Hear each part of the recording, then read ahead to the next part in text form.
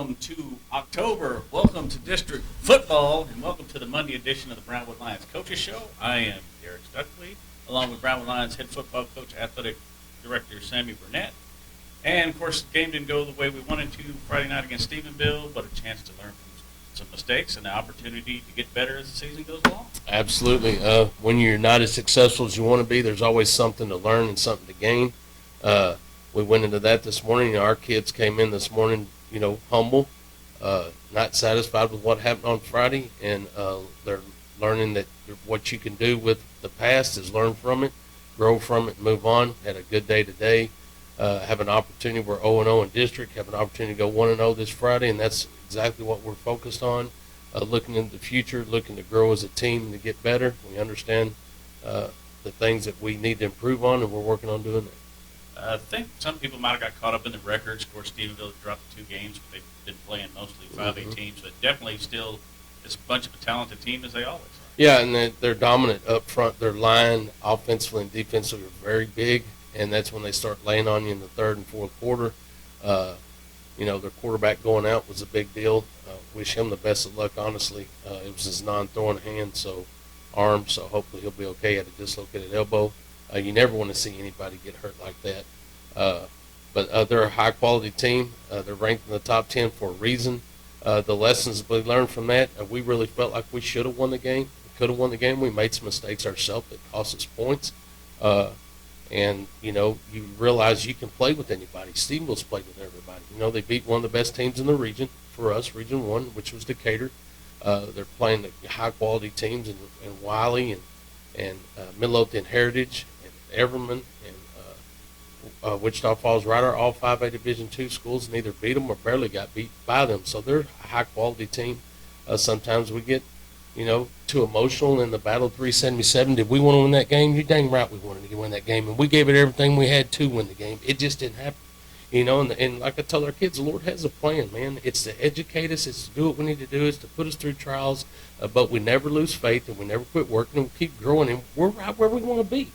We're 5-1 headed into district. We will gain momentum, and we will be strong. And does that game have any bearing on anything in our future and our focus and what we're trying to do? Absolutely not. Other than the fact that we know it's taught us things that we need to work on in areas we need to grow in. And some people don't like that, but that's the facts. Does that game have any bearing on us going to the state playoffs? No. What we do from this point on does. The lessons that we learn from that game are vitally important, and that's what we can't misplace. We got to learn why it happened and make sure it doesn't happen again. And our prayer is that we face them again in the semifinals. That would be awesome. It'd be an opportunity for us to rectify what we didn't take care of on Friday. But you know what? A man takes ownership in what happens. We lost. It's our fault. We take ownership in that. We're going to fix it. And that's just simply how it is. So along those lines, just what do you want to see cleaned up after Friday night? Tackling, getting off of blocks. One thing we have to work on in the back end. Busted assignments up front offensively against a defense that's as powerful as they are. You cannot bust assignments and expect to stay in front of the change. We had to throw the ball more the other night because of the situation we're in, being behind the sticks and being forced to throw the football, which is not what we want to do. We're used to dictating what happens, not the defense. Not having Jalen Brown didn't help us. Jalen is a big part of what we do, and you cut a part of your heart off, your heart doesn't function as well. So not having him out there didn't help us. But our sophomore running back, Levi Pearson, did extremely well, ran hard.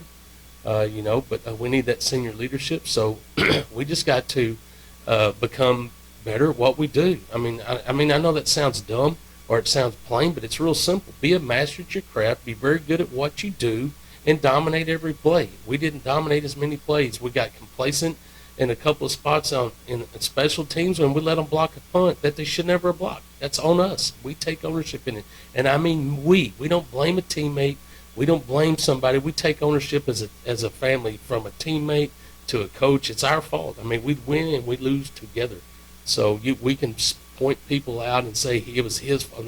No, it's our fault. We lost. We're going to be men. We're going to take ownership, and we're going to lead our team and lead each other to where we want to be. And that's going to start on Friday. I promise you, our kids will be hungry, and they'll be ready to play on Friday to get back to the win column, because none of us felt very good this morning when we met at 6 o'clock. No one felt good. We were all disheartened. We were all sort of in a funk, but we had to get out of it. We had to grow, and we have to move on and look towards the future. So is this kind of one of those situations where maybe you've had some things that weren't as sharp as you wanted to, and because it's a loss, they kind of stick out a little more? I think the magnitude of being the Battle of 377 is a big deal. It's a big deal for both communities. I'll never, don't mistake that. I mean, we want to win, but things tend to get magnified in rivalry games. But, like I said, it's the little things. It's the block punt. 95% of the time you get a punt blocked, you lose the football game, and that is a stat that's been proven. We shouldn't have had that punt blocked. It was just a loss of focus on our part to not do what we were told to do and get that protected before we went off and did something else. And it got blocked. It was a great snap, and Junior did a good job of getting it off, and the kid blocked it because we just got a little complacent on that play. You got to stay focused. Like I said, I do think the difference in the game was the fact that they're so big up front, offensively and defensively. After so many plays, they start wearing on us. And we have kids that are playing both sides of the ball, and they're getting tired. That's just how it is. It's human. We'll get them in shape, Coach. Well, we are. It takes time. We're doing what we can to put ourselves in a position to keep everybody as fresh as possible. But when you got beef up front and you can just lay on them every play, our kids are going to get tired. And we do a good job of funneling kids in and trying to keep them as fresh as possible. And again, I'm not making any excuses. I'm just pointing out the things that hurt us, that kept us from being successful. And again, it's us. It's us. So, and it starts at the top with me. I'll take full blame in why we lost. Period. It's my fault. And like you mentioned, for years now, it starts up front, the offensive and defensive line, and they just had a better game than we did. They did, and it happens. And they're human. Those kids are human. And they've had it. Here's what's funny is everyone's down, and yeah, we're down, but we're 5-1. If you'd have told me at the first of the year when we had 10 spots to replace on offense that we'd be 5-1, I would say thank you, Lord. What a blessing. And so I'm going to say it again. Thank you, Lord. What a blessing that we're 5-1. We're picked. We're a top 10, top 15 team in the state of Texas right now. The future's bright. District starting. We have a great opportunity to be 1-0, and we start from there. And we start climbing, and we keep climbing. We step back on that ladder. We get back to where we were, and we step up another rung, and we continue to grow, and we continue to develop, and hopefully we continue to get everybody healthy, and we start rolling at the right time, which we've been rolling. This was just a minor setback. We had a little flat tire, but that tire's been fixed, and here we go, and we're going to make a run. And I promise you, our kids got the character and the work ethic and the desire to do that, and they'll accomplish that. So naysayers get behind you. I mean, there's those that want to get on social media and want to bash, and I don't like to mention that much, but it's a fact. We hide behind our phone, So if you don't want to be with us and go with us and enjoy the journey, don't bash our kids, man. Leave them alone. Let them go do what they do. If you're not willing to get in the fight, get out of it. Definitely. So now the games that matter start with district. Of course, Big Spring Friday night. Just kind of a little overlook on. Of course, we'll talk about them more Wednesday, but just a little overview on Big Spring. Big Spring's 1-5. It is what it is. Do they have a good football team? They do at times. At times they're not so good. Their quarterback is an operator. He's one of the most frustrating kids to play against last year and to watch on film because he just is very nonchalant about what he does. His mechanics aren't great, but he gets it done. And he's tough. So, they got some good secondary guys. Their receivers are good. Their secondary is pretty good. They're big up front. They're going to cause problems at times. But you know what? I think if we get on them and we play hard and we impose our will, we'll win. But are they a talented team? They are. They just hadn't found it yet. But don't think just because, records can be deceiving. They can show up and play anytime they want. And every time people show up to play the Brownwood Lions, they bring their A game because they know they have to. Right. And last year, that was the closest game we had district. Yep. It was in district, and they were a good football team, and they returned a lot of guys. So I don't know what's going on. I know their record's 1-5. I don't worry about that because right now they're 0-2. They see the fresh start. All they got to do is knock off the champs, and they're on their way. And it's our job to keep that from happening. We got to play at our level, not theirs. All right. We'll talk more about them on Wednesday. What else has been going on sports-wise, Coach? Let's see. Cross country went to Dublin. Congratulations to the boys. They were third overall, again led by Bennett Wyndham. He finished third, and Aiden Pena finished 10th, so congratulations to them. Our combined team and freshman team lost, but our JV team stayed undefeated, so they were victorious. Our volleyball team, dropped another match, but hopefully they can get it going tomorrow against Graham. And then, of course, we lost our game. Congratulations to Coach Blazek and the tennis team, knocking off Gatesville 10-9. Had an opportunity to lose that with some ties towards the end, but found a way to get that done, and that's a big deal because Gatesville's been dominant over us the last couple of years. So congratulations to her. That's a big win for the tennis team and Coach Hutchinson, what they did, but it was nice to see them become victorious over a Gatesville team that's dominated us a little bit. All right. Of course, we mentioned JV. They had a nice little performance last weekend. Yeah, they're a group of guys. We continue to steal guys off that team, and guys just continue to step up and make plays. We got a very strong senior class, a group of guys that play extremely hard. They love each other. They play hard together. They listen to their coaches. They're coachable. They're fun to be around. They trust their teammates, and they're just successful. They just get out there and compete. So excited about them and the future that they have. There's several kids that we could probably pull up and could help us out with some more depth on the varsity, but it's no different than I-Call and what we did with him and that group when they were sophomores. We try to keep them together as much as possible.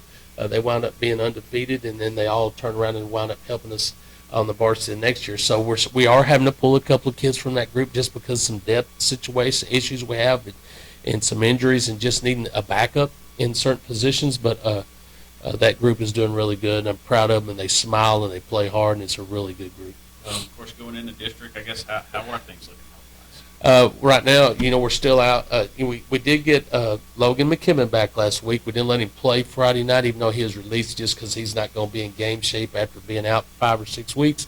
Jalen Brown's day-to-day. Real good chance he won't play on Friday. We'll see how it goes. Going to leave it up to him and Doc and let them put me in a position where I can make a decision by Friday kickoff. But if you're asking me right now, he won't go. But we'll see how it goes towards the end of the week. But other than that, we got some bumps and bruises and some shoulders, but everybody's going to be available to play other than Jalen possibly. All right. As we mentioned, Friday's the district opener at Big Spring, 7 o'clock start the rest of the way. How about ticket sales for this week? Yeah, remember, if sub-varsity games, we got a game. Our combined team is going to Llano on Thursday and playing at 7:30. But our freshmen, Maroon, and our JV will play in Big Spring at home. Those games will start at 5 and 6:30. You can get your tickets at the gate with cash like we always do it for $4 and $2. That's what the district set for pricing. Also, again, you can get tickets for the Big Spring game at our office with Lisa at the same time, 9 to 12, 1 to 4, Monday through Thursday, and then 9 to 12 on Friday. Please do so. You can get them at the gate with their however they do their tickets with the credit card and however they do that. But if you get them from us in our office, we get 100% of the money. We do not have to give any to them. If you drive to Big Spring and you buy a ticket there, they get 100% of that money. So that's the policy that the district put in place a couple of years ago. And like I said, if you're going to the game, please go by Lisa's and get a ticket because we get 100% of the proceeds that come off ticket sales for that game, even though it's at their house. Shop local for your Absolutely. For your tickets. Absolutely. All right. Anything else we need to mention today, Coach? Let's make sure we hit everything. Again, we got volleyball versus Graham at 5 and 6:30 in Warren Gym. Please go out and support those ladies. They're fighting and they're working really hard. Hopefully they can get in the win column. We have cross country going to Stephenville and participating there on Wednesday. Again, Thursday we have the combined team in Llano 7:30. Freshmen and JV at home starting at 5 and 6:30. Tennis will be hosting Stephenville here at 4 o'clock on Thursday, and then varsity at Big Spring. Kickoffs from now on will be 7 o'clock. All right, another busy week's ahead. That's right. All right, anything else today, Coach? Well, NASCAR-wise, Stars guy got wrecked at the end by a rookie, and he should have finished fourth and fifth, something like that. Wound up finished like 16th. My guy decided, I guess he wanted to lick the bumpers of everybody in front of him. He finished like 30-something, I don't know. And then Ryan Blaney was victorious, so congratulations to him. Playoff driver advanced to the next round. My guy's sitting at the bottom of the pole. He doesn't win something, he's going to be done, so I'll start cheering for Star. We'll become allies or something, I don't know. Bosom buddies, Well, best it wasn't friends. good. I didn't have anything to cheer about yesterday. Cowboys won? Oh, did they? I didn't even watch it. I was, They look much better. watched a bunch of Big Spring football and all that, and I just didn't want to watch football anymore. I wanted to just get away from it for a minute, so I watched a little NASCAR. Yeah, when you live it, you probably want to break every now and then. Yeah, I saw a good movie. What was it called? No, I'm not going to be able to think of the movie. It's with I can't. The guy that was on Frasier. What's his name? Kelsey Grammer? Yeah, Jesus Revolution. Oh, okay. Awesome movie. All right. I recommend to anybody. Awesome movie. Jesus Revolution. It's based on a true story. Good You deal. got to watch it. It's very good. Everybody check that out then.